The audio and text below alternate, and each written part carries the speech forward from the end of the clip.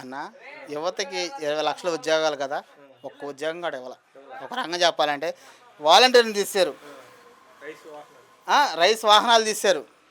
ఇంకోటి ఏంటంటే మన వైన్ షాపులు అంతకితం చేశారు, డిగ్రీ చదివిన వాళ్ళు వాళ్ళే తీశారు, అందరిని తీశారు.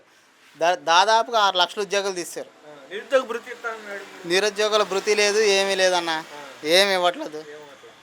యువతగా కేసులు పెడుతున్నారండి. ఇప్పుడు నా మీద కూడా కేసు ఉంది ఒకటి.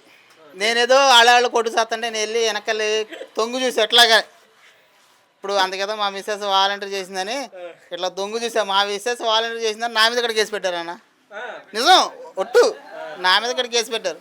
ఏదో నేను వైసీపీ యాక్చువల్గా చెప్పాలంటే నేను మీడియేటర్ని, ఎటు బాగుంటాడు ఒకటి అత్త. నాకు ఈ పాలన నచ్చనకు టీడీపీకి ఎత్తా, టీడీపీ పాలన నచ్చనకు వైసీపీకి ఎత్తా, వైసీపీ పాలన నచ్చకు జనసేనకి ఎత్తా. నేను మీడియేటర్, ఎటు పాలన నచ్చితే అటు ఎత్తా ఒకటి.